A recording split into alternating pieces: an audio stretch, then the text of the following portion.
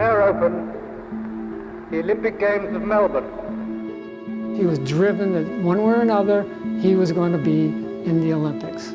I got a master's degree in grit from following Jim Hewson. But they were never able to solve that crime. Jim Hewson was killed while working a night shift here as a bridge tender on the Ferry Street Bridge. His case is unsolved. For two men who knew Hewson, they choose to remember not his tragic death, but how he lived. These guys are world class. Meet nephew John Hewson and teammate Tom Graham. I was just a 16-year-old boy. He was 39, approaching 40, and he inspired me for a lifetime. Graham was a coxswain in boats with Hewson in the late 1950s, where he was responsible for steering the boat on a straight course and giving verbal commands. Graham says Hewson didn't like to brag about his accomplishments, but he sure could have.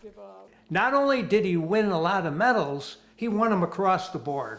Winning 49 gold medals at the Royal Canadian Henley Regatta and 26 U.S. national titles, the oarsman beat competitors half his age. And he would win trophies and medals, come back to my grandmother's house where we would be for dinner and that, and he would walk in the door with something and he would not utter a word or say, this is what I won or this is what I received, and that's just the way he was.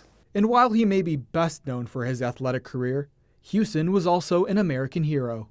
American fighting men, troop carriers, paratroops, airborne. As a member of the 82nd Airborne, he took part in the Normandy invasion, D-Day. They succeeded in capturing Saint-Mary-Glisse, the first town liberated in France. He suffered a back injury that could have ended his athletic career. And if you knew my Uncle Jim, he was not going to listen to that. And when his dream of Olympic rowing fell just short, Hewson simply found another path, race walking. And in what was the realization of a lifelong dream, he represented Team USA at the Melbourne Olympics in 1956. Well, let's take a walk. 12.5 miles of it, or 20 kilometers in Olympic language. He was determined to go to Melbourne, and he knew he had in his pocket the race walking ability. Hewson returned home where he continued competing for several years. His life cut short in 1978. The Buffalo Police Department tells Two on Your Side the homicide case is cold but is still an open case. I won't use the word closure. I'll never get over it.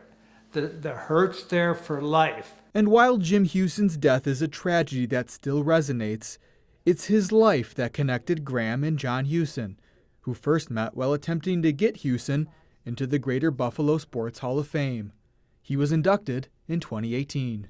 Since, I met Tom and we just developed it's a lifelong friendship. You can say that Jim bound us together. He definitely did. And we could talk about this all day and all night. We really can. Amazing.